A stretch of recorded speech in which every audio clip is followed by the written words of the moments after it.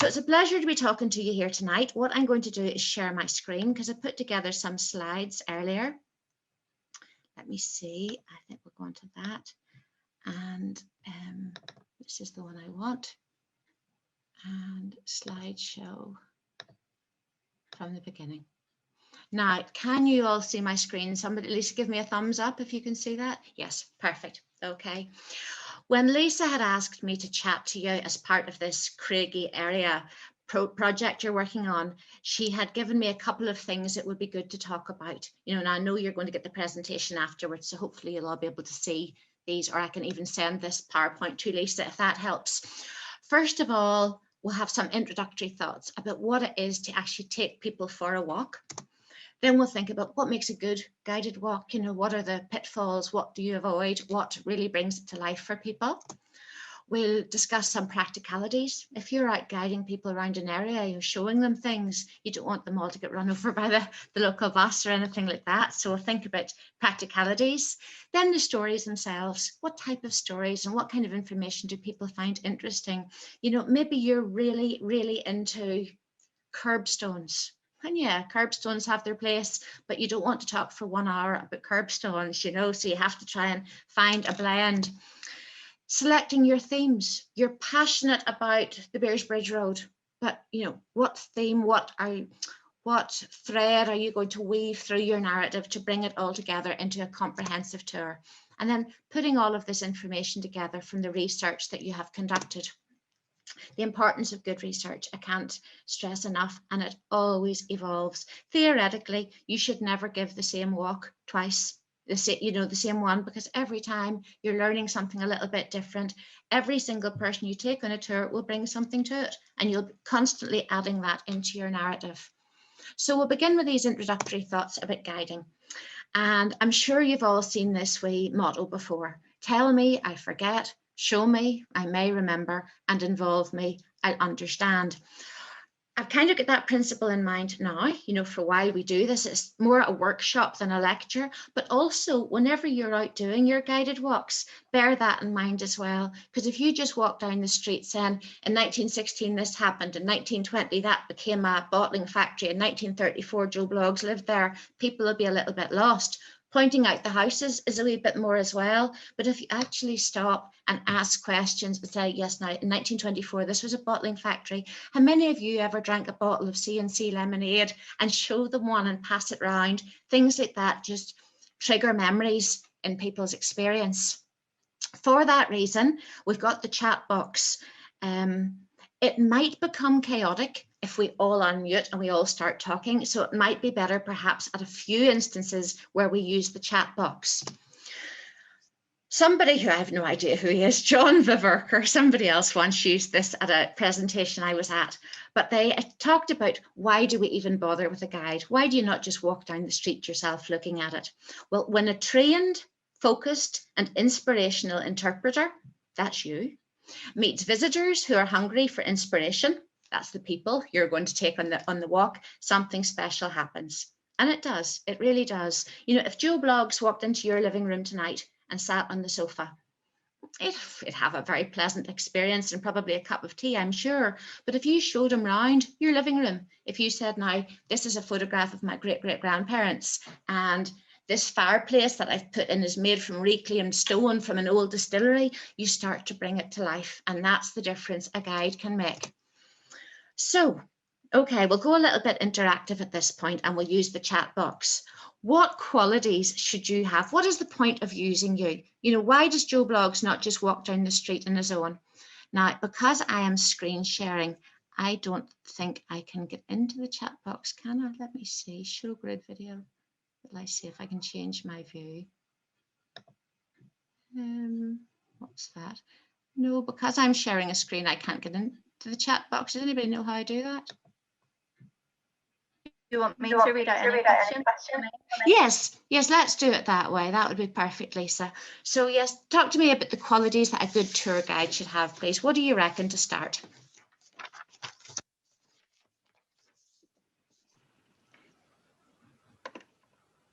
They should be authoritative. Yes. Not bombastic. True. And leave room for people to make contributions of their own. Yes, very good, Angela. Okay, we've got some and be passionate about good sense of humor, knowledgeable, friendly, patient, and organized. Excellent. And I've got the chat box up. I don't know if you can see on your screen that I have it on my screen, but during that I managed to find the chat box. Okay, there's kind of like a little list of qualities that a tour guide should have. You should be knowledgeable. Now, apply all of these to yourself, because this is you when you're doing your guided walks around the Cregagh area. Knowledgeable, so you're going to know what you're talking about. You're an ambassador, so you're actually promoting the Cregagh area, and you're the spokesperson for it. You're what makes it come alive. So if, say, you have an American on your tour and they go back and people say, so what about Northern Ireland? All they'll talk about is Cregagh. Wouldn't that be great? You know, all of mine go back to all around the world talking about Cumber. People over here don't know about Cumber, but you're the ambassador. So you put your place that you love on the map. You provide local insight. You're a teacher. You have to be very practical, because somebody's always about to get knocked over stepping over the road, or somebody needs to go to the toilet. So you need to be very organized that way as well. Obliging. You need to be a storyteller, and we're going to come to that. Drumming off fact after fact after fact will kill people. You know, you need to tell them little stories and bring it to life and be entertaining. Because the plan or the tour you think you're going to deliver could very well turn into something entirely different. That happens. I'll go straight off my train of thought to tell you about a tour I was once giving. I created a tour about C.S. Lewis. Some of you might even have been on it. You know, I do this tour around, I see a few nods. I do a tour around the C.S. Lewis Sculptural Square. And I was all set to do that one time. People had telephoned me and booked a tour. And whenever I went to meet them to do the tour, they were both completely blind with a guide dog. Now, as you can imagine, I can't say, now look over there. Do you see that? Look at the color of his eyes. You know, that all has to change. So you need to be very flexible and know your material so well that you can adapt it for whatever the situation is. You know, if you've got children come along on the tour, again, you can't use the same language that you're used to. You have to be a people person, a confidence builder, a leader, an interpreter. Again, because you have to interpret for people what they're looking at. If you say, there's a red door, they're only going to see a red door. If you say, there is the entrance to a place where dreams came true, all of a sudden it's more than a red door. Okay, you have to be a team worker as well, because there's generally more than just you involved in putting this tour together. Now, let's see how I get this to work again. There we go. Whenever you begin your guided walk, you have to get everybody's attention before you start, to set a few basic rules to keep the thing going smoothly. Whenever I was first working with the BBC, they sent me in this course, this is 25 years ago, called Powerful Presentations. And the woman who took it was a stage actress, and she was very good. And she said, you know, if you're in a theatre, if you're sitting there waiting for the play to begin, you've booked your ticket, you've paid your money, you've turned up on time, you're in your seat, and you're full of anticipation, and someone walks out onto the stage, that person has got your 100% attention, and it's up to them to keep it. If they're hopeless, if they forget their lines, if they fall off the stage and make a mess of it, then you start shuffling in your seat. You're there as an audience member because you're really interested in what's going on. And as leaders around the Cregagh area, wherever we are, the people who are there because they want to be, and we have got all credibility and their full attention to begin with. So you've got your group, they're in the palm of your hands, they're excited, they're so enthusiastic to learn what you're going to tell them about the Cregagh Road, whatever your theme is. So you'll introduce yourself, you'll explain who you are, why you're equipped to do that. So my name is Jo Bloggs, and today I'm going to take you on this walk up the Bearsbridge Road. I have lived here all my life, or although I don't live here myself, I am passionate about the Bearsbridge Road. Whatever it is, you placed yourself as the person with the authority to take them there. there's a few practicalities. If you're standing with your hands in your pockets, jingling your car keys or moving from foot to foot, or, you know, sniffing and scratching your head or putting your glasses on and off, those are all distractions, you know, so just try and stand there and be calm. There's a whole science in how to overcome nerves and how to address a group and all of that. That's for another time. That's not for today. But if you have your first couple of sentences ready, everything will flow from that. If you're standing there thinking, oh my God, what will I say? That puts you in a back foot. Whereas if you're ready to go with, welcome to the Cregagh Road, ladies and gentlemen, I am so excited to have you here today, walking in the footsteps of giants, or whatever it is you're going to say, that'll just get you going. And smile. Make sure everybody can see you. If there's a very small person in the back row behind a 6'6" man, say, perhaps you'd like to come through to the front of the group there, you know, or if you see maybe somebody is in a wheelchair or they have a stick or something, be particularly attentive to that person to make sure that they don't get lost or lag behind somewhere, and just keep smiling. And you know something? If you completely run out of something to say, point to the sky. Just say, look at that sky, and everybody will look away. Everybody will start looking at the sky. You'll say, look at those contrails. I wonder where those people are going on holiday, or isn't that a glorious day we've got, or do you think it's going to rain? Some nonsense to get them looking away from you for a second while you breathe again. We could do an hour on ways to overcome nerves, but that's not what tonight's about.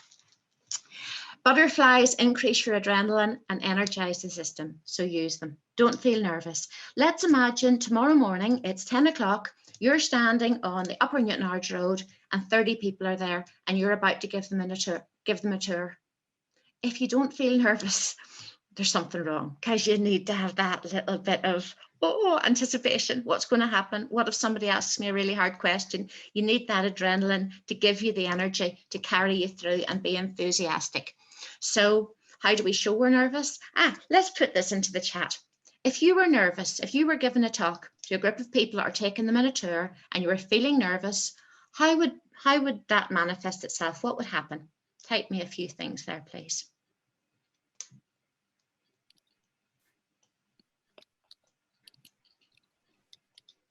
Yes, they did stumble over your words. Forget what you want to say. Absolutely. Sweaty. Yes, absolutely. Tripping over your words. Rambling. You might lose patience with yourself. Yes. Quaking voice. Go blank. Oh, you all know absolutely, don't you? When you just can't think of one thing to say, or you talk so fast that you run out of breath and you're disastrous things can happen. So always talk too quickly. Absolutely. And here in Northern Ireland, we're all like the wee man from Strabane. You know that wee man who you always see on the clips, you know, we take off at a rate of knots. It's a thing we do. And particularly if we're doing a tour or a presentation or something which we've been thinking about, we've got so much information and we're so enthusiastic to share it that we go, oh, here we are in the Newtownards Road, and over to the right is the Zanos, and over to the left is the flax mill, and off we go. And then suddenly we've said far too much, we're in the wrong place, we're looking at 100 terrified eyes and we panic, you know, so we need to not do that. And that's how the structure of the tour helps, because you're going to work out what you're going to say, when you're going to say it, and where you're going to say it. And if you have a structure, that really helps enormously. So you'll practice and rehearse so that you're confident of the subject. You'll take control of the body, which just means you'll stand, you'll plant your feet, you'll not be shuffling around, you'll be wearing something that you feel comfortable in. Like, there is no point in you turning up in an evening dress and a boa for a walk up the Newtownards Road. There's no point in you coming in skin tight trousers that you can't breathe in and stiletto heels, you know. Get as comfortable as you can so you're not thinking about yourself. So take away the self-consciousness as much as you can and breathe and smile. Okay, now this is the real content. What makes a good guided walk? How many of you have been on a guided walk before? Good, some of you.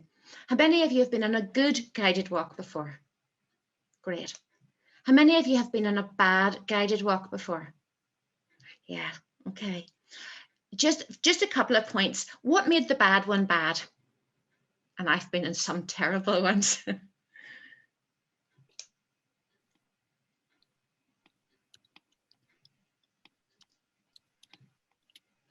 Too long. Droning on. Assuming you knew stuff you didn't. This is excellent. Poor delivery, couldn't hear, kept talking away from the group, information overload, rhyming off notes, guide mumbling. These are all, this is like the perfect list of answers. Now, I'm sure this has been recorded and this will all save, but that would make a useful, if we type those up as bullet points into a handout, those are basically all the things a guide can do wrong.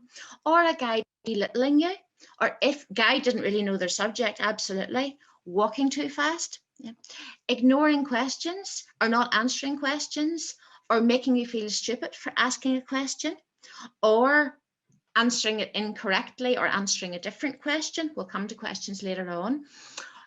Going flat out up a steep hill, leaving the group separated, letting the group cross a road somewhere on their own. Rosie, rain isn't great, but that's not your fault. You can't do anything about it. Never apologize for anything that's out of your control. You see, if you've got the group standing there and you say, oh, I'm so sorry about this rain, that's not your fault, you know? And you don't even need to say, oh, I wish it hadn't been raining today. Say nothing negative at all. Just say, aren't we lucky to be here today? We could be stuck indoors looking out at this. You turn everything into something positive. This is why people take guided tours. A visitor takes a guided tour to be informed, to enjoy themselves, to understand what they're looking at, and to remain safe. Okay, so why did I decide to do the C.S. Lewis tours? Well, C.S. Lewis Sculptural Park opened in November 2016, and I went along and thought, look at these wonderful pieces of art. And I had read The Lion, the Witch and the Wardrobe. I'd read all the Chronicles of Narnia and loved them. So I kind of knew what I was looking at. But I was watching other people coming, and they'd look at Aslan for a second, and then they'd go over and look at the beavers for a second, and then they'd go and take a photograph of Mowgrim and set them as their phone avatar, and then off they'd go. And it would take 10 minutes. You know, they hadn't had a proper experience. And I thought, now this is a real waste. I am going to develop a tour. And so I did, and some of you have possibly been on it. And it now takes us an hour to go around the sculptural park. And we set the context. We start off up at the the searcher, the wardrobe. I don't know, many of you have been on my tour. And we talk about C.S. Lewis, and hi Christine, and we talk about the period that he grew up in, and the fact that his parents lived in that road, and the Belfast County Down Railway ran there. And in many ways, contextually, it was a dividing line between the wealth of Strandtown and Belmont and the more working class area of Ballymacarrat, which was a hiving centre of industry.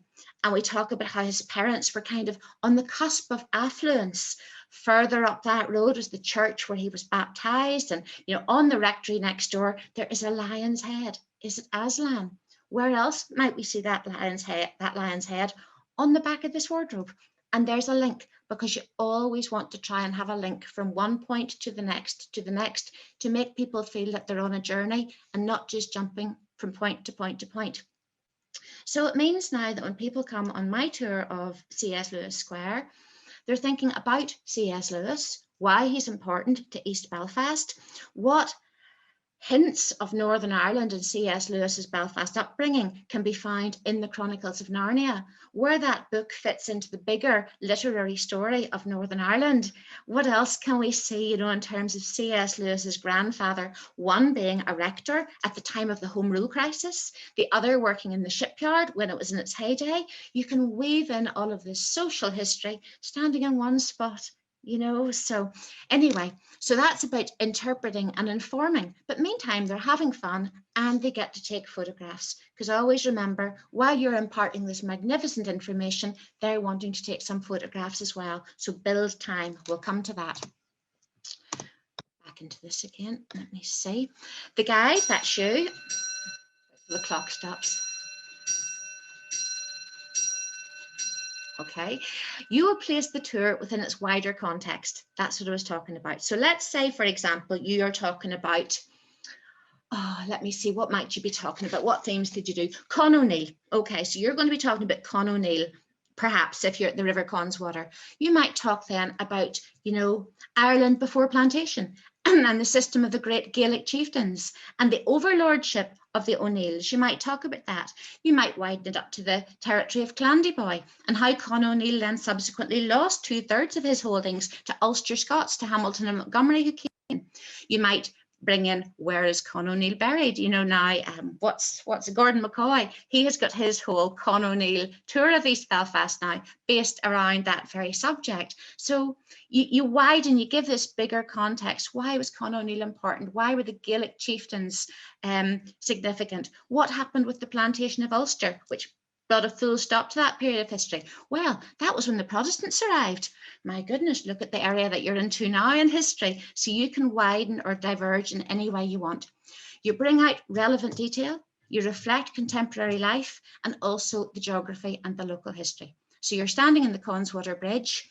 All people see is a bridge. You can point to that date stone. You can show them the symbols in the date stone, the sheaves of wheat, the spinning wheel, you know, the sailing ships. You can talk about how in its day, lighters or barges used to go up and down the Connswater River, bringing coal and goods to all of the industries, because this was the beating heart of East Belfast. All of a sudden, you're away on a whole myriad of information standing on one bridge. Your guests are going to go home educated, entertained, informed, and when they get home, you want them to say, oh my goodness, what a wonderful walking tour I've just been on. Emily and Angela are doing it again next week. You've got to go book your places. It's so good. You want to have people really enthusiastic. And also you might have said to them, when you go home, buy this book or look this up on the internet. You want them all following through because you have them so enthused. So what do the people want when they come on the walking tour? You have to give them more than they had imagined possible. They think they're coming along for a 1-hour stroll up the Newtownards Road. You are going to bring it to life for them. They are going to see the Newtownards Road through 100-year-old spectacles. They're not going to see little shops. They're going to see vibrant drapers and bakers and cobblers and pawnbrokers. You're going to transform it and they're going to time travel with you. You need to think how many people are going to be in this group. If you're walking up the Albert Bridge Road or the Newtownards Road or the Belmont Road with 10 people, that's very different than if you're walking up with 30 people or if you're walking up with 2 people. What if a couple of them have got walking aids or sticks or are in wheelchairs? What if it's a group of children? You need to consider all of these things at the very outset. Has the group got special interests? Have they said, yeah, I'd really like you to take me for a stroll up the Connswater Greenway. I'd like to go up, you know, maybe up as far as Orangefield. And I am particularly interested in swans. Or I would really love to see, what do you call that lovely wee bird with the black kingfisher, you know? Or, you know, what I'm really interested in is the social history of the area. What did people work at round here? I'm fascinated in buildings. Is there any nice architecture? Is there any Victorian architecture? Anything Georgian? Or football's my thing. Are we going to be anywhere near that place that Van Morrison was singing about? Can we go behind the stadium? You know, find out if they've got any special interests so that you can weave that in. If they're French, if they're Chinese, if they're American, you need to bear that in mind. Americans, you think we're speaking English. Believe you me, they're speaking a different language than we are. I'm used to taking Americans on tour and some of the funny things that happen with translation. I have 2 examples and both of them are rude, but what can I do about that? I was taking some to the Dark Hedges, part of a Game of Thrones tour, and I said, you know, it was, the leaves were all on the trees, you know, it was beautiful. And this was before they closed the road. I said, it's such a shady road, but they didn't hear shady. They heard something much ruder with an ITT in the middle of it. Okay. And what was the other one? There was another one that I said, oh yes, this is even worse. My goodness. One of the groups that I was working with was a group of older people, and the company they had booked it from had been talking to me about the pacing of the tour. You know, we don't want it to be too fast. We don't want it to be too slow. You make sure you get the pacing right for them. So in the first day I said, now we're going to be talking quite a lot about the pacing. I want to be sure that everybody is very comfortable. They heard pissing. Why are you talking to us about being comfortable pissing? This is a bit rude. So you just have to think about our accent and the speed. We talk really quickly, and we know Newton Ards Road, and we know townland names and macro schools, and we talk about down south. They don't know where down south is. We talk about Dublin and Belfast because we know them. I had a tour well, 2 years ago up at the Peace Wall, in West Belfast. And I was saying, this is the Peace Wall that divides, the Protestant side here from the Catholic side and the other side. And they said, is that Dublin on the other side? Really, you need to be aware that what we know locally is not necessarily what other people know. So your groups might be local people. You might be bringing people from the Newton Ards Road around their home, showing it to them in a new light. You might be bringing people from West Belfast over to East Belfast to show them how we are here. You might be bringing tourists, foreigners, people who are doing their family tree, local history groups. You could be bringing anybody around the Cregagh area. So you just need to adapt your vocabulary according to who your audience is. What level of prior knowledge have they? Are they tourists? Are they academics? I had to take a group of professors and lecturers from the Toledo Museum in Ohio round the stately homes of Ireland, talking to them about architecture. Now that was scary, but sometimes I'm just taking a group of really enthusiastic local people round Donaghadee, telling them wee stories, so you just figure out what they know in advance. And how do you find this all out? How do you think? You ask them.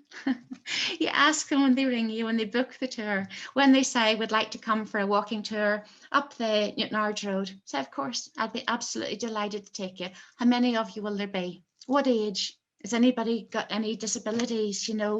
Have you been there before? Where are you coming from? It's a pleasant conversation, but you find this all out and write it down. And if for some reason it doesn't happen that way, at the beginning of the tour, you be there early and just socialise a wee bit. Instead of standing there getting all nervous and thinking, oh, what'll I do? Say to them, well, what brought you here today? How come you're so interested in the, I don't know, in Templemore Avenue Bar, Templemore Baths? Just a little bit of, conversation beforehand, sets on context. And if one lady says, oh, I'm so interested in the Templemore Baths because my mother swam here in 1930 or whatever, remember that. And then later when you're talking about the Templemore Baths, you can say, and my friend over here, her mother, so she will be delighted. She will be so thrilled that you've personalised it for her. Now, how do you structure this? Let's say you're going to do a walk. Let's say you're going to talk about, what have I got down? Murals. You're going to do the murals, a guided tour of the murals of the Newton Ards Road. Okay, how do you put this tour together? Well, somebody called Tilden, I don't know who he was, he came up with these 3 principles. Number 1 is provoke. And what that means is grab their attention. Okay, so give a few teasers. So maybe say, hello, everybody, you're all very welcome. Now, what road could you be on where you're going to see a horseshoe, a balaclava, a famous ocean-going liner, and C.S. Lewis? No, I don't know. Say, that's our road, or just, do you know what I'm trying to say? Come up with something to grab their attention from the very outset, to stimulate their curiosity, attention, and interest. Maybe say, on this tour, you are going to learn 3 things you did not know, or on this quest or on this tour, you're going to find out who the most important chieftain in the 1500s was. You're going to find out why the Connswater River is called the Connswater River. You're going to find out how many meters of linen yarn it takes to encircle the earth, something like that they'll think, oh, that sounds good. And then whenever you get to that bit, they'll be mentally ticking off a wee box. Then you have to relate it. That means making it relevant to them. So what's the point in saying, this was the largest rope works in the world? They think, well, rope schmope, what's rope got to do with anything? You need to say, the horses walked all these miles every day up and down the rope box. If those horses had Fitbits, they would have been gone off the Richter scale, it would be the equivalent of you driving from East Belfast here to Dublin and back 6 times. You try and somehow make it real. When I was on a tour one time about Titanic, I remember the guide said, she was talking about Titanic, and she was saying, now the height of it here, think of 4 double-decker buses, one on top of each other. Suddenly that was much more real to me than 316 feet or whatever the statistic was. Try and think of analogies that'll just make it more relevant.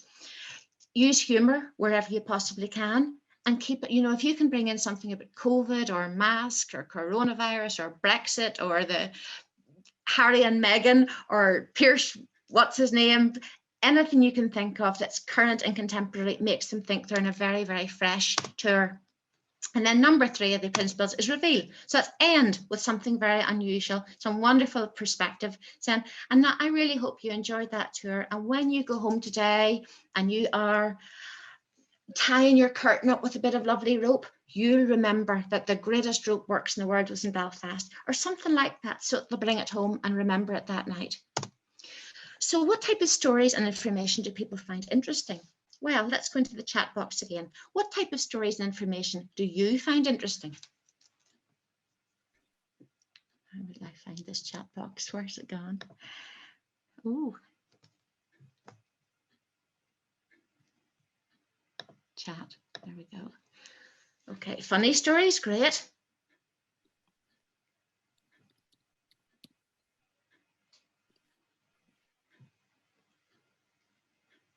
Things you can relate to, absolutely. People.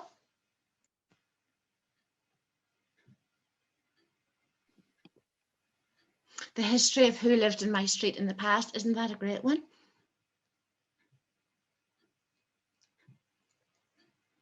From the particular to the universal and back, excellent, Angela.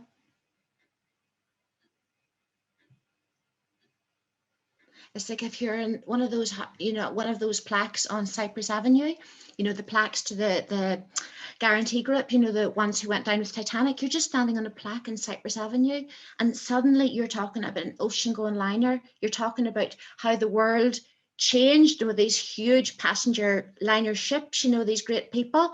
And then you're back again and you're talking about Van Morrison singing and putting on a concert for the residents of Cypress Avenue. You can go in so many directions standing in one spot. The type of stories and information that people find interesting range from, well, I've got a list of them here, but what you need to think about are the things on your tour that you must tell, you should tell, and you could tell. Okay, you're going to be doing so much research and you're going to know absolutely everything there is to know. Let's imagine you live on, I don't know, Hindford Street. You've learned who lived behind every single door. Yeah, Van lived there, but you know that Mrs. Smith was in there and Jim next door had the whooping cough and the guy beside that was having an affair with the minister. You know, you're going to know everything, but not everybody needs to know that. Really, they must know about Van Morrison, okay, because he lived in this house. They maybe must know that the guy who lived 5 doors up invented penicillin. That was Alexander Fleming, but you know what I mean? There's a few things that you must tell them. Then there's some things that you should tell them. You should tell them that, I'm making this up, this was the first street built in this particular style in East Belfast, or this is a one-way street, something. And then you could tell them perhaps that the bin men only come once every 3 weeks here. You know, you decide in your own head what you must tell the people about this tour, what you should tell them, and then potentially what you could tell them. There are, what's happened here now? There are 5 W's. The who, this is the stories about people. This is what we were talking about. It could be famous people. It could be local people. It could be dead people. Everybody loves a good ghost story. It could be your people. It could be, you know, my grandmother used to live in this house. It could be you. It could be personal anecdotes. You know, people enjoy stories about real life. Okay, so that's the who. Then there's the what. Let's imagine you're standing, let's say you're standing at the Hollywood Arches Library and there's a sculpture there beside you. There's a wardrobe. You say, what is this? What are we looking at? Well, this is a 7-foot-high bronze wardrobe. You know, the reason why it is here is because Ross Wilson was commissioned to create this to commemorate the centenary of the birth of C.S. Lewis. It's made of bronze. It's a piece of public art. It's one of many pieces of public art that we have right across Belfast, many done by this particular sculptor. And then if you want, you can start talking about Yardmen or sculpture or Ross or the wardrobe. You can go whatever direction you want. It could be what happened here. We're standing at a plaque which marks a battle. We're standing in a, what happened here? We're standing in a place where 2 cars crashed. We're standing, just whatever you can think of. What are we looking at? Here is an absolutely beautiful flower we're looking at today. This flower didn't used to grow here, but ever since we cleaned up the Connswater River, there has been a whole regeneration, and now we can see these rare orchids growing in the riverbank. Just whatever it is, that's the what. Where is this? Well, we're standing here at the Hollywood Arches. We are in East Belfast. For the tourists and the people who haven't been before, you can explain you were actually in County Down. Belfast is divided into two counties, County Down and County Antrim, separated by the River Lagan. We are in the east, we are in County Down, and there are 6 counties in Northern Ireland. Or if it's for local people, you know, we're standing here at the end of the Beers Bridge Road where it meets the Newtonards Road. We're on Connswater Street. We're in the corner of Connswater Street. It all looks very different now from how it looked 50 years ago, because this area was destroyed when the Luftwaffe passed overhead, dropping all their bombs in 1941. What's that? Mervyn Barkley has entered the waiting room. Hello, Mervyn. Okay, when did this happen? Okay, so when was McDonald's the biggest rope works in the world? When was the D Street Bridge opened? You know, when was it that, you know, the workers all went out and strike in the shipyard? Here we're standing on the Jimmy Neal Bridge. Here we are in the Sam Thompson Bridge. When did they write this wonderful play? When was the period of sectarian conflict in the shipyards? You know, when was this building gone up? So focus on the when, and finally, of course, the why. Why is this here?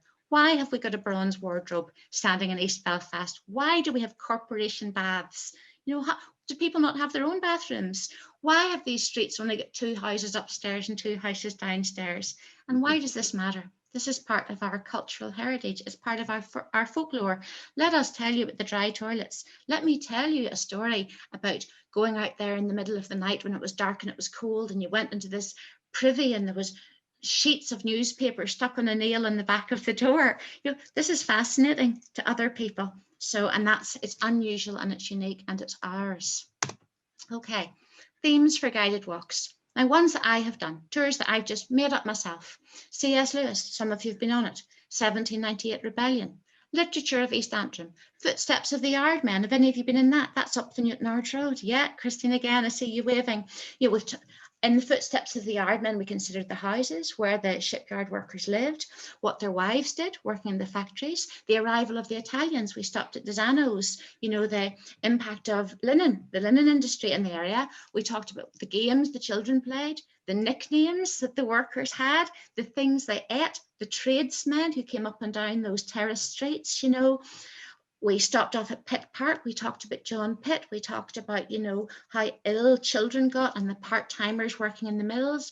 You just developing stories as we walk up and down the street, stopping off at the Great Eastern. I remember stopping at the Great Eastern with one tour group, and this gentleman came out and I thought, oh, hey, we're all for it now, because there I am standing outside the pub, you know, waxing lyrical. He brought us in. I wasn't sure if any of us would come back out again, but he brought us in. Such a welcome as we were given, because they turned the back of that bar into like a little museum, talking about some of the history of that area, showing pictures of the great RUC trucks and the blockades. Absolutely fascinating. So let me see, I've done local history of towns and villages, an Ulster Scots tour, the story of linen from flax to fibre.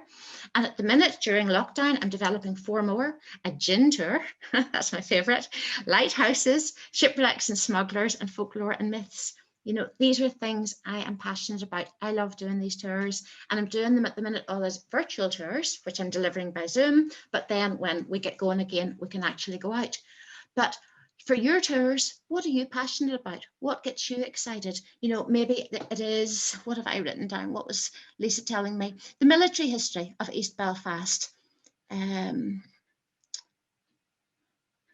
murals again, the raths, the early history of the area, Con O'Neill, graveyards, Cregagh Colony, as I've written down that you're doing with Nigel Henderson, whatever it is that you're interested in. Maybe it's the distilleries, maybe it's the sport, maybe it's Van Morrison. Lynn does a Van Morrison tour, maybe it's George Best. Whatever you're passionate about, it could be the wildlife, the flora, the fauna, the people, the religion, the churches, the shipyard, whatever you're interested in, you develop that into a tour. You get all of your research and you think of something that has an obvious place of delivery. If you want to do a tour about nuclear physics, maybe the Newton Arch Road or the Cregagh area mightn't be best suited to that, you know, so you need to think of something that'll work with your location. Here's the practicalities. Where is it going to start and where is it going to finish? If it's going to be a circular tour, my C.S. Lewis one is circular. We start at Cafe Jack, we go right round and we end at Cafe Jack.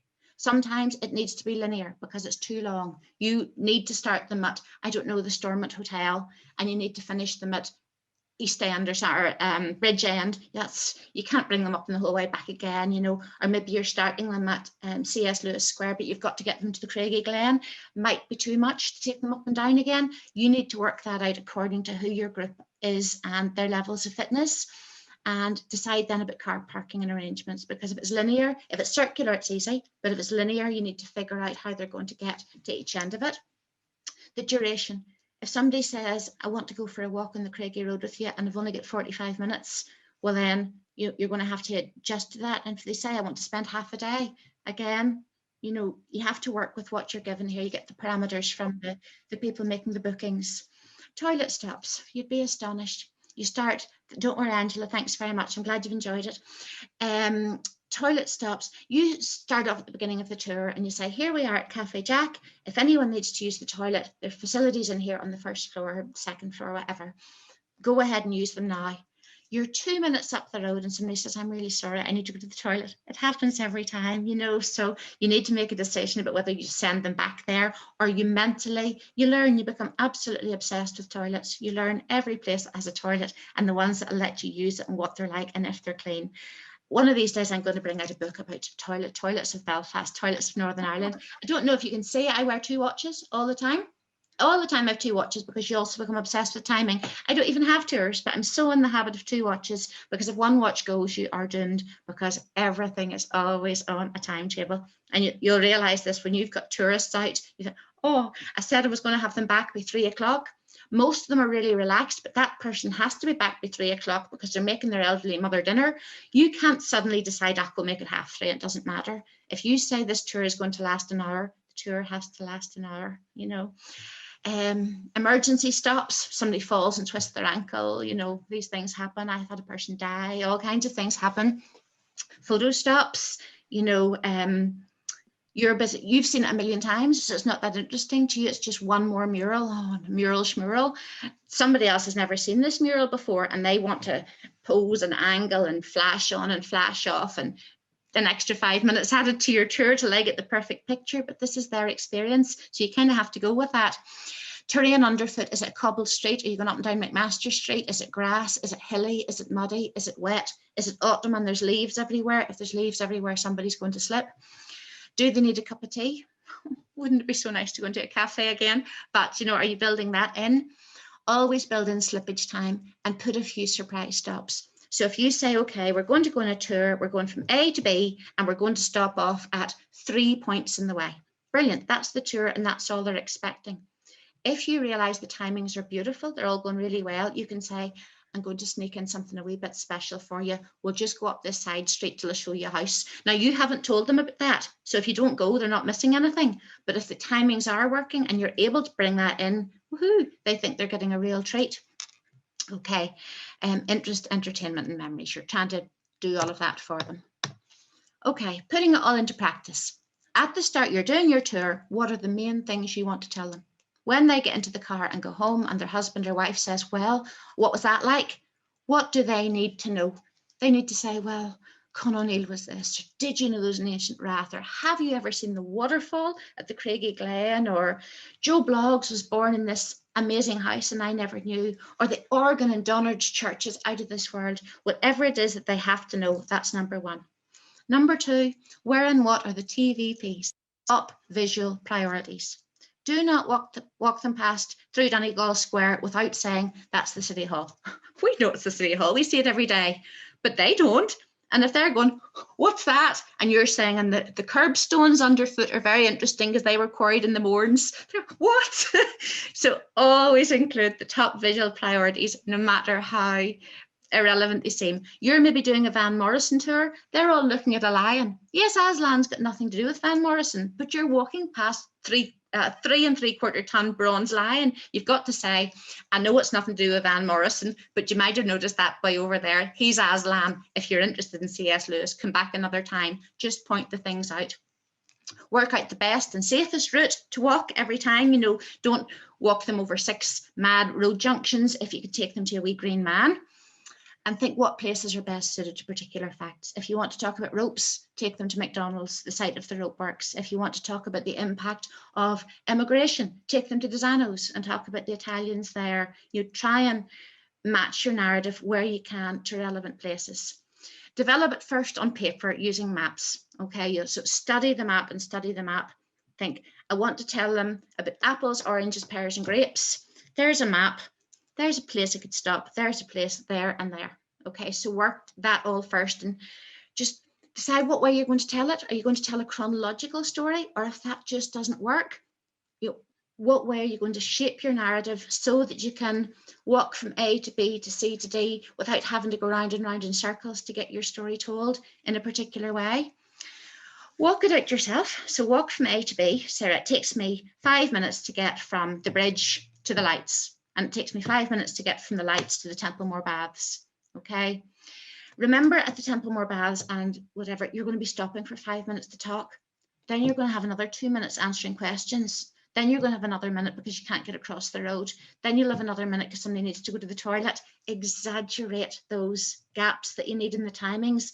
You'll never have too much time because if you're all standing waiting while Joe Bloggs is at the toilet for the 5th time, you'll be answering their questions.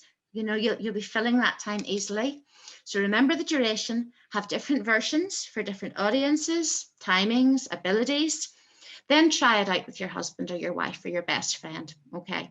They'll walk around quite quickly with you. So then try it out with a group of friends.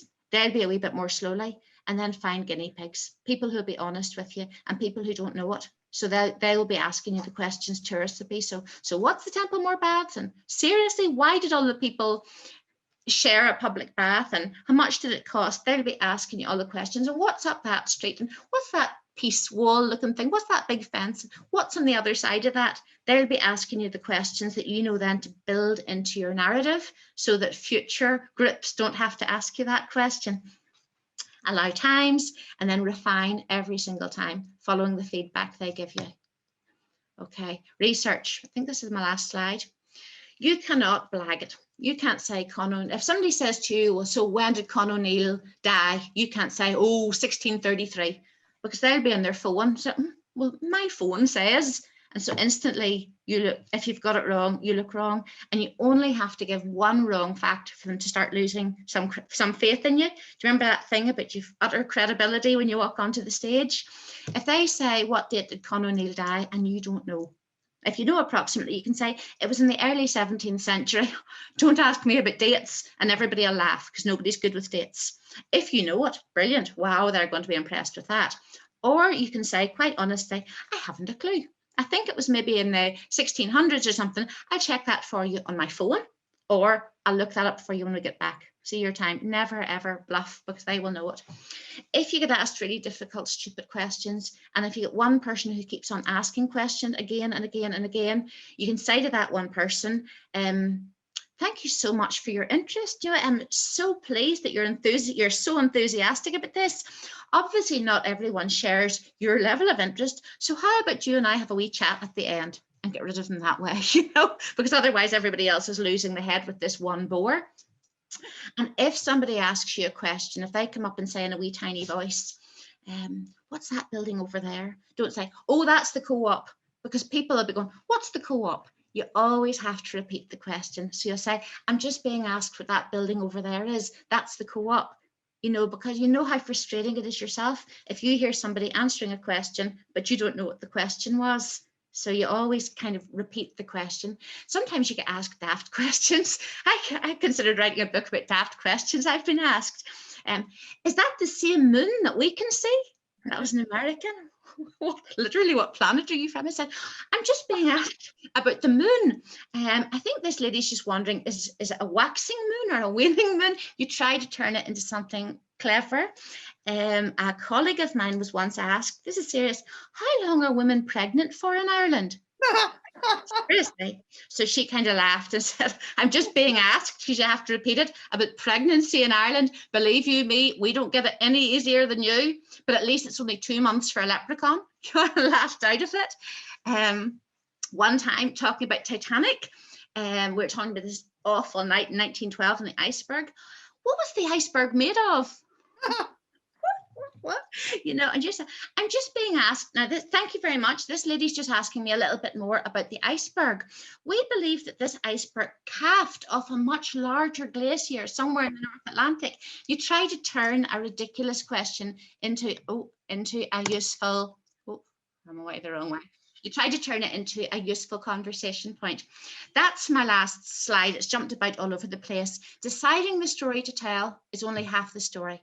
Bringing it to life is the other half of the battle. Okay, so it's trying to give people a real experience when they're out on tour, crafting your tour to encourage questions and to educate, to entertain and to inform. Now that's exactly 1 hour on the button, 7:30 to 8:30. So what I'll do is stop sharing my screen. You can all turn on your microphones or whatever, and Lisa will maybe say what she would like next. I hope you all enjoyed that. Thank you so much, Lolly. That was brilliant. I am sort of wished that we had got you to do this about 2 years ago, before I dragged a half dozen people around East Belfast with me to deliver an Eastside Live tour for the Arts Festival. So there was a few people here that did that day, wasn't there? Christine did it, and Jeanette. For definitely. Emily, did you do that day, or did I just make you do the filming? Just the filming. Yeah. Ask to unmute. You're on mute, Emily. Emily, you're muted. We need everybody to unmute. Yeah. I can't remember what I did yesterday, Lisa, so I don't remember whether I was on that tour or not. So yeah, I don't want anyone to feel that I am going to make you be a full-time tour guide after tonight's session. But what I want to open your eyes to the possibility that at some stage I might rope you in to tell your own stories in particular places. And if any of you want to take that further and develop some of those kind of skills, we can work that out for you. Jacqueline, are you working on guided walks for the Greenway? Yeah, we did.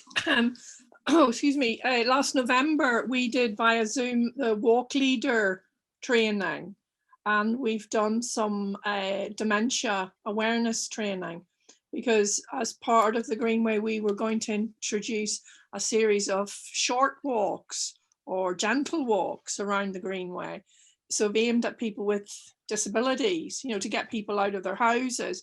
But obviously we've not been, we got the training and we were all excited to develop some walks and talks, but obviously we can't do it now because of the, you know, because of COVID. But yeah, it's definitely something we want to do.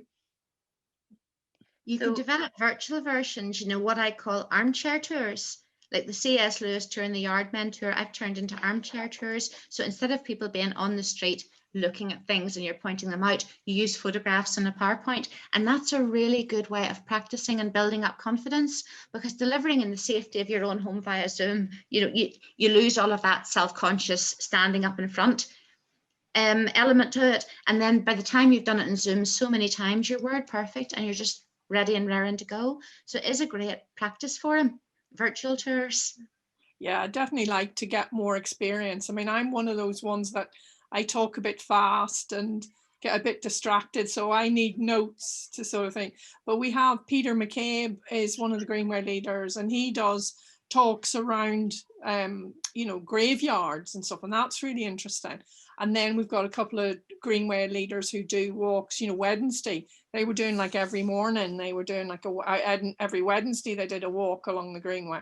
So yeah, we were looking at that individually we could do these, because obviously we have to have 2 Greenway leaders, like you say, it's a team effort. You have to have somebody at the front doing the talk, but you also, you know, leading, but you also need to have somebody at the back just checking that nobody gets left behind and chatting to people. So I tend to do the back in the back chatting to people.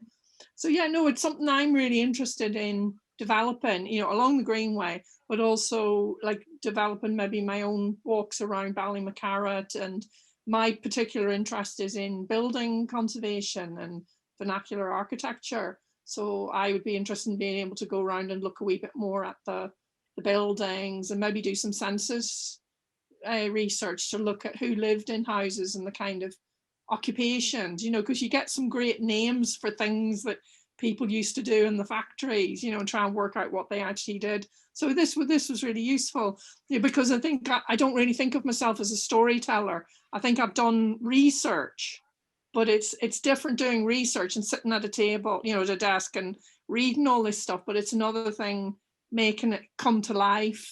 You know, that's a real skill. And Lolly, you've definitely got the skill, and you make it look really easy. But I know it's not as easy, you know, as you make it look. Thank you. We're a nation of storytellers. That's what actually makes the Irish Irish, or the Northern Irish Northern Irish. We really are storytellers. Yeah. No, you don't say, I went to Tesco. You say, can you really hear what happened when I was going to Tesco this morning? It's just what we do, and everybody sits forward because we are a storytelling nation. It's inherent, it's in our blood. So it's very easy. My desk, my table here is just surrounded. I'm working with gravestone inscriptions, and I'm turning a book of gravestone inscriptions into a tour tonight. So it's amazing what you can work with. I was wondering if and while Lolly was talking tonight, did anybody think about sort of their interests of the Cregagh area, and you know, what would it be that you would want to tell other people about who came to visit? I wonder if it helps sort of hone those ideas a little bit.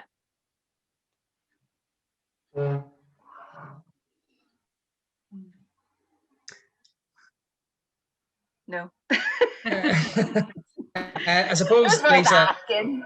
I suppose it's crossed my mind. I mean, a lot of people don't realise that there is a cricket club on the Cregagh Road, and that we exist in there, and that we've been there for over 100 years. And the name behind the ground and the history behind the guys that made the ultimate sacrifice in World War I, and the club is in their memory. So it's a fairly focused interest, I suppose, in a secondary sport in Ireland as a whole. I'll certainly talk to anyone who wants to know about it. We had the Cregagh defenders down recently, laying a memorial on the 100th anniversary of the Battle of the Somme, and even guys in the Orange Lodge didn't realise the background of the club. So it certainly gave me, you know, listening to Lolly there, who talked with such passion, you know, it certainly made me think. I don't know, 20 minutes could take you around the cricket ground, but I don't know if there's an awful lot to look at. But maybe you would bombard people with too much information. But I don't know. Do you know, it was in my head from the start that maybe the cricket ground would be a perfect tour in itself. Because C.S. Lewis Square is not big, Lolly, sure it's not, and there's so much to talk about there. That's exactly right. And what you do, it sounds great, because you can talk about the building of the clubhouse, what was going on at the time that it was built, some of the founder members and where the money came from, some of their cricketing glory, then set it contextually. How did they get on against the North Down Cricket Club? Go Cumber, here we are again, you know, and talk then about some of the ones that went off to fight in the war, share a few of their stories as well. You talk about how the books of the dead are in St. Anne's Cathedral, and you can go and see those names, discuss the graveyards where they're buried. You can absolutely fill an hour in that cricket club, or partner with somebody else who's interested in something. Maybe somebody's fascinated in a lattice drive roundabout, or somebody's brilliant on, you know, the Orange Museum there, whatever it is, and have like a 2-part tour where you and somebody else, or Peter McCabe does the George Best House opposite. So there's sporting, you know, cricket versus football, 2 sides of the road, and the two of you guide a tour. There's lots can be done. I must talk to Lisa and see if we can maybe do some workshops or something following all of this and develop something for you all. I think that's I could see ways that you could, you know, do a call out on the Facebook page and ask people to share their memories of the cricket club. And I bet you could bet people have in their photo albums some great photos of people winning trophies. And like, if you've got the trophies, you know, if you've got a history of, you know, who won them, and you might find really interesting stories. Yeah. And people are very proud of that. Yeah, so I think I bet people have in their houses loads of photographs and memories of, you know, old newspaper clippings of who won what, and, you know, rivalries and families that have got. Yeah, I think there's a whole story there. That would be really interesting. That's something. That's something we've been trying to push, and just Facebook and different things to try and. I suspect there's history sitting in people's attics that they don't maybe realize. You know, we have come across bits and pieces like that, and I'm trying to piece it together. So some of the stuff that you actually mentioned there, Lolly, you know, I'm halfway down the road with that, because some of the characters are fascinating, and some of the connections are. The most recent one was a chap by the name of John Allen Watt, who lived in Willowholme Street. He's 4 years of age in the 1911 census, and goes on to become the chairman of Horn and Wolf. You know, and he played his cricket there for 20, 30 odd years, you know, so and really interesting character. So yeah, I think there's a research to be done before I'm ready to do that, you know. You hear this so often. People say, oh, I've so much more work to do before I'm ready. I hear this all the time.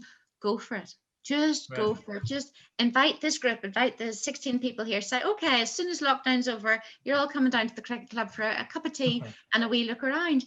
And your enthusiasm, honestly, you could take us all around your living room for 20 minutes, and it's just to do with you and your enthusiasm.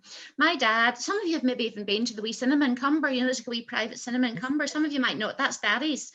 And all my life, Daddy has been passionate about movies, and we have the cinema across the garden. And a lot of people have no interest in movies or cinemas, but Daddy, just as soon as he would meet anybody, he'd grab them and say, well, what movies do you like? And before they knew it, they were involved in a whole conversation. If you show enthusiasm and interest, people get caught up in your energy. Like, I'm no cricketer, but I'd be delighted to come on a tour if it was well put together, you know, and something for everybody. If you say, now this one bowled 6 overs and he was out, and a bit of social history, you know. Just, I know a guy who actually did a course that I was involved in recently, and he was talking about a mural on the wall, and he was doing it several times. And the first time he droned on and on and on about football. It was a footballing mural, and we all died inside. So we gave him some feedback and said, yeah, a little bit about the football is great, but why not talk about the fact that this is painted on the wall of a house, and this is a mural tradition, and it's part of a bigger story as that contextualization. And there's murals right up the road, and there's murals from one tradition and murals from the other, and just say something else about it. So then he went again and gave us the football presentation the second time, and we all died again. It's just about considering your audience. And I would say, because you've got that war association, because you've got a bigger history of sport with the George Best thing, because you've got that connection with Harland and Wolff, because you've got the 100 years, you can make something fascinating there, Graham. Graham, have you ever done the tour of the Oval? Yes, because I'm a long-suffering Glentoran fan. Did you do it with Sam? Yes, I've got to know Sam lately, because Sam's been a bit of an inspiration to me in trying to Isn't he brilliant? cross over. Oh, I also remember when Sam did the it was a tour around East Belfast, and it was about the history of Glentoran, and people were sitting on the side of the road, at the Ormo Road, dressed in 1910s, you know, attire and all the rest of it, and then they did a bit about the Blitz and so on. So yeah. I think Sam does a really nice tour of the Oval, because I enjoyed it, and I'm not a sports fan, but it's all about sort of that social and industrial and like wartime history as well, that he weaves right through the story about the ground. So you know, I think if you could, you know, do something along those lines of a cricket ground, you know, you could broaden the audience right up. I think it's Sam's overall knowledge in history, because his recent book about the Vienna Cup, the knowledge he goes into about that, and the detailed information about, you know, Barry McCarran and what's going on, and sort of sectarianism and the gangs roaming around East Belfast, and it was he certainly painted a fairly lively East Belfast, let's say. So yeah, it's putting that into context for his passion as well, which paints the story which Lolly's been talking about there. Yeah. Good. I was thinking about the way I'm a wee bit interested in migration, and you were talking about the Basanos. Well, there's the Fuscos on Yes. the Woodstock Cregagh Road, and when I was doing the Basanos, there was a fair wee bit about them, and now you've got Polish shops and Turkish shops, you know, so it's not just people from Belfast that have lived on the Cregagh Road in the Cregagh area. There's a lot of migrants have come in, and I'm quite interested in that. And also then tying in obviously the ex-servicemen, and that ties in with all the other bits and pieces about the war and that.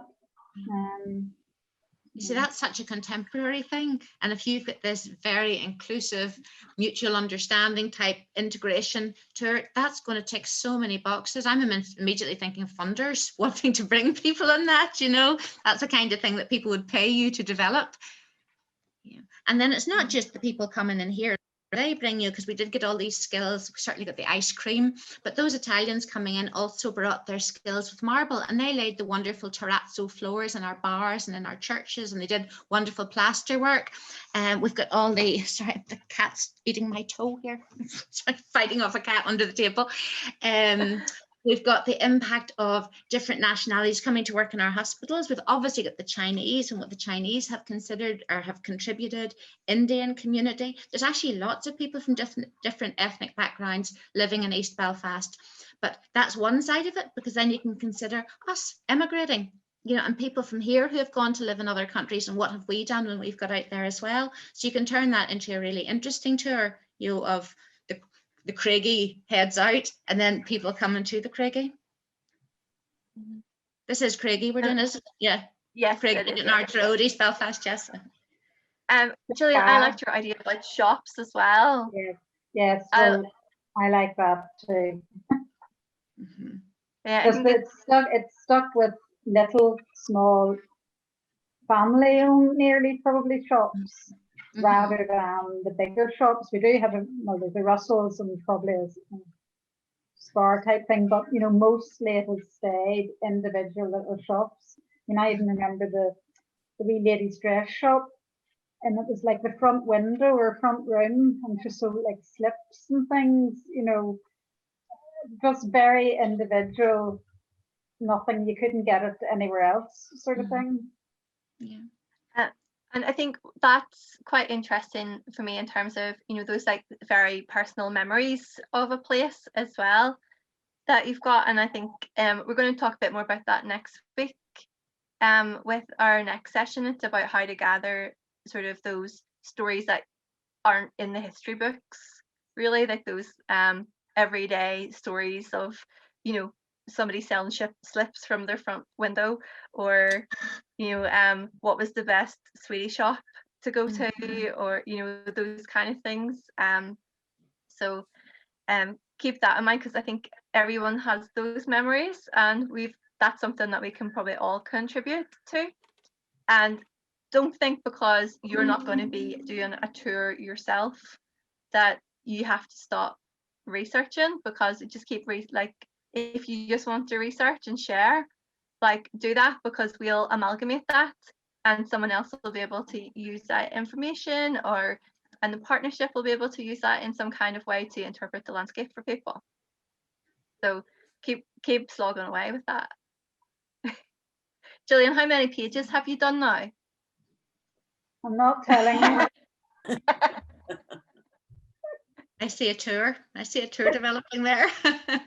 I'm not taking it. I won't be doing it. Even if Gillian's retiring next year, so she has all of this time to develop this tour now. So okay. You're on my radar now.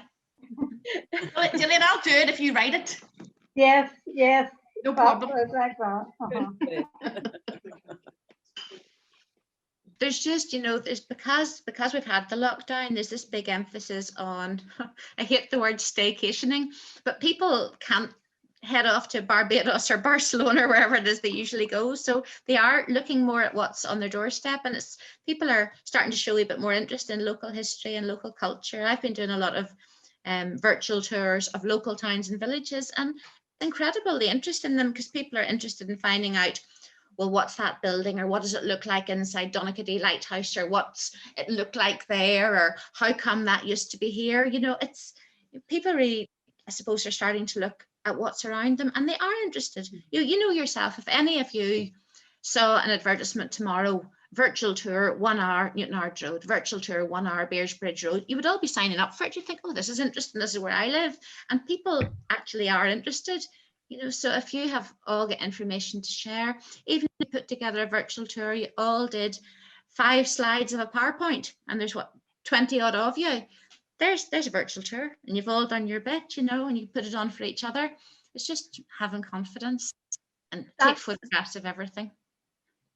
A great idea. I mean, we've yet to really kind of pin down what, you know, what we're going to do at the end, and I had sort of had some ideas, but maybe it's a virtual tour.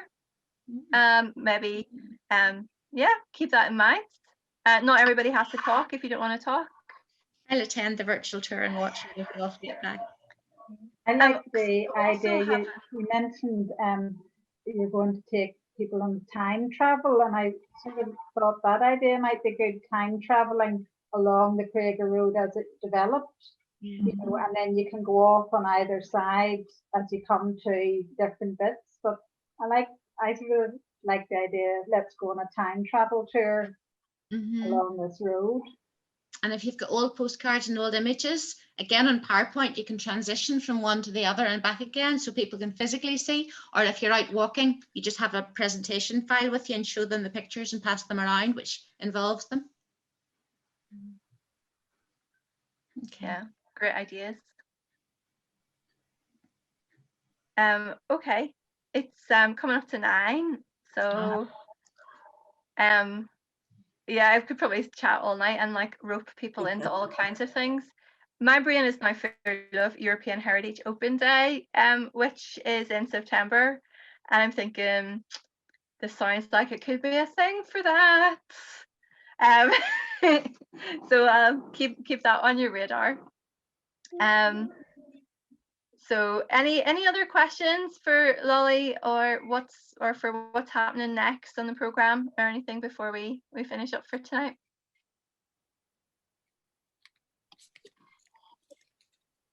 Oh, well, it's lovely to meet you all anyway, and thank you for your interest.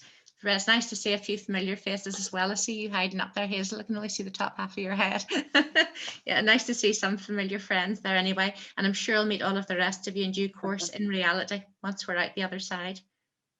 Thank you so much, Lolly. That has given us loads to think about, and lots of brilliant ideas. And I think maybe there might be from this wee chat, there might be a couple of people that might want to take the idea of developing tours a bit further. So if you do, give me a shout, and we will like organize a smaller group to work with Lolly on something.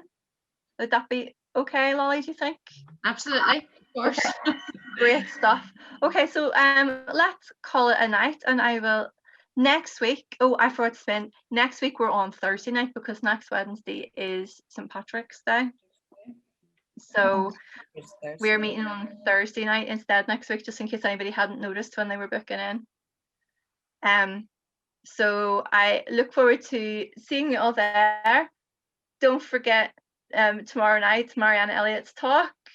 And how is Boris's idea for a land bridge imposing a fantasy on Northern Ireland against the wishes of its democratically elected leaders? Is that Colette? Might be Emily's TV. Oh, Emily's TV, is it? Okay. Well, with those wise words, I will hope to see us all next week, and have a wee think about sharing what stories you might want to bring to any potential output that we make with this. Okay, and have a great week, everyone. And Okay. see you then. Bye. Goodbye. Bye.